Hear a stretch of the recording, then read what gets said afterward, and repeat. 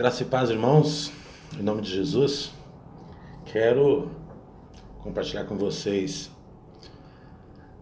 uma parte da história aqui do povo de Israel, no dia de Gideão, filho de Joás, que significa, a palavra Gideão significa, o nome de Gideão significa lenhador. E Gideão se encontrava numa situação difícil, o povo de Israel numa situação difícil. O texto que eu quero ler com os irmãos está em Juízes capítulo 6. O versículo 1 diz assim: Porém os filhos de Israel fizeram o que era mal aos olhos do Senhor, e o Senhor os deu na mão dos midianitas por 7 anos. E prevaleceram a mão dos midianitas sobre Israel, fizeram os filhos de Israel para si, por causa dos midianitas, as covas que estão nos montes, as cavernas e as fortificações. Porque se diz que semeando Israel, os midianitas, os amalequitas e os do oriente contra eles subiam. E punham-se contra ele em campo e destruíam os frutos da terra até chegar em Gaza. E não deixava mantimento em Israel, nem ovelha, nem boi, nem jumento. O povo de Israel estava sofrendo ali nesse momento da história. Quero fazer um corte temporal aqui. Vamos lembrar que os hebreus saíram do Egito sobre o cajado de Moisés, onde ficaram 430 anos. Aí Moisés termina a sua missão, Josué conduz esse povo até a terra prometida, Canaã, a terra que manava leite e mel, e ali se distribui as 12 tribos.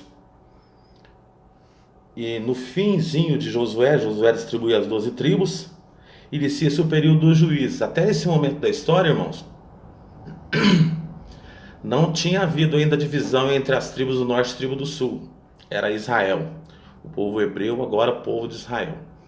Mas aquela aliança que foi feita lá no Monte Sinai, deles obedecerem a Deus, enquanto estiverem obedecendo a Deus, Deus seria com eles, ela havia sido quebrada. E esse povo fizeram muito o que era mal diante dos olhos do Senhor. E diz assim que eles começaram a adorar outros ídolos, começaram a se misturar com outros povos. Eles viam os outros povos e começaram a imitar os outros povos, adorar ídolo, casar com mulheres de outras tribos, e isso Deus permitiu. Quero que vocês prestem atenção que o Senhor os deu.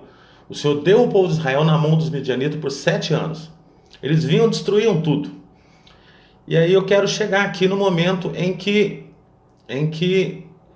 o anjo do Senhor chega e vai falar com Gideão. Gideão é filho de Joás, ele é da tribo de Manassés, uma das tribos menores. Tinham tribos maiores e tribos menores. Manassés é um dos filhos de Jacó, que subiu do Egito e ficou aqui com uma parte ali dessa terra prometida. Então, o anjo do Senhor veio, no versículo 11, assentou-se debaixo do carvalho que está em Ofra, que pertencia a Joás, a Bezerita, e Gideão, seu filho, estavam malhando o trigo no lagar para o salvar dos midianitas. Gideão estava batendo o trigo ali, num lugar escondido, no lagar, para esconder esse trigo dos midianitas, que os midianitas viam e tomavam tudo. E o povo de Israel ali totalmente enfraquecido, derrotado, sem forças e tudo mais. Mas diz a Bíblia, nos versículos anteriores, que esse povo clamou a Israel. Assim, o povo, e sucedeu que os filhos de Israel, no versículo 7, clamando os filhos de Israel por causa dos midianitas. E aí Deus ouviu. Porque Deus nos ouve, né, irmãos? Mesmo em momentos difíceis, mesmo estando longe da presença do Senhor, mesmo estando fora do caminho do Senhor, mesmo estando em rebeldia, mesmo estando até adorando a ídolos, mesmo estando fora daquele plano de Deus, o Senhor nos ouve. E esse clamor chegou diante de Deus, e Deus manda ali um anjo para conversar com Gideão. E ele estava lá. Então o anjo do Senhor lhe apareceu e disse: o Senhor é contigo, varão valoroso. Porque o cristão é valoroso, né? Nós somos valorosos. Somos escolhidos, eleitos, predestinados.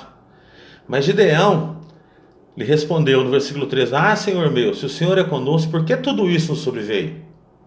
E o que é feito de todas as maravilhas que nossos pais nos contaram, dizendo: não nos fez o Senhor subir do Egito, porém agora o Senhor nos desamparou e nos deu nas mãos dos midianitas? Ele entendeu que, Gideão estava entendendo que Deus tinha entregado o povo de Israel na mão dos midianitas. E muitas vezes, irmãos, nós nos sentimos dessa forma, até os cristãos mesmo, derrotados e desamparados, olhando para o problema. Não é verdade? Derrotados, desamparados, sofrendo. E então, ali aquele anjo foi ali e falou com ele. Então o Senhor olhou para ele e disse: vai nessa tua força e livrarás Israel da mão dos midianitas. Porventura não te enviei eu? Disse o anjo. Ele não entendia qual a força que ele tinha que obedecer a esse mandado do Senhor, de ir mesmo em número pequeno e lutar e continuar a guerra e vencer o inimigo. Isso nós temos que fazer, continuar a guerra, vencer o inimigo. O inimigo hoje é o coronavírus, vencer os outros inimigos, os outros adversários. E quando ele disse: o Senhor é contigo, varão valoroso, o Senhor falando para os dias de hoje, o Senhor é conosco, representado na terceira pessoa da Trindade. O Espírito Santo está em nós.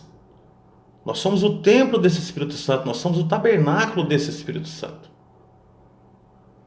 E às vezes nós pensamos que não temos força, mas nós temos força sim. A nossa força vem do alto, a nossa força vem de Deus, a nossa força está arraigada em Cristo Jesus. A nossa força hoje que nos move hoje é o Espírito Santo de Deus, que nos convence da justiça, do pecado, do juízo, nos perdoa, nos purifica, nos dá força, nos dá fé, nos dá esperança, coloca o amor no nosso coração e nos mantém vivos e de pé. Mas bate de vez em quando esse desânimo aqui, como estava em Gideão. Deus permitindo que o inimigo se sobrepusesse ao povo de Israel devido à desobediência desse povo. Irmão, Deus está permitindo que esse vírus tenha levado a muitos. Talvez seja pela desobediência do homem, em reconhecer que Jesus é o Filho de Deus, que Jesus é o Senhor. Talvez pela idolatria, talvez pela ganância ao dinheiro, talvez pela soberba do homem. Nós não podemos julgar isso, mas Deus está permitindo. Nós, presbiterianos históricos, calvinistas, conhecendo a soberana vontade de Deus, sabemos que tudo provém da vontade de Deus. Então o Senhor é contigo, você que está me vendo. O Senhor é comigo, o Senhor é com cada um de nós que professamos a fé, que somos o tabernáculo do Espírito Santo, somos o templo desse Espírito Santo. E o Senhor vai nos dar a vitória. E qual é a nossa força? A nossa força é Cristo. A nossa força está arraigada em Cristo. A nossa força está arraigada na fé. E o Senhor vai nos dar vitória. Mas nós vamos continuar vigilantes. Vamos continuar orando, vamos continuar lendo a Bíblia. Pode passar um dia, 2, 5, 10, 15, 20 anos. E nós sabemos também, irmãos, que o Senhor nos escolheu para ser cidadãos dos céus. Nos separou, nos elegeu, nos predestinou para ser cidadãos dos céus. Enquanto isso não acontece, nós estamos aguardando o arrebatamento da igreja. Mas nós não podemos estar desanimados. Parar a batalha. Gideão estava debaixo da árvore, né? Ali também a situação não era boa. Mas tem muitos que já pararam. E para você a mensagem é essa: o Senhor é contigo. Vai nessa tua força.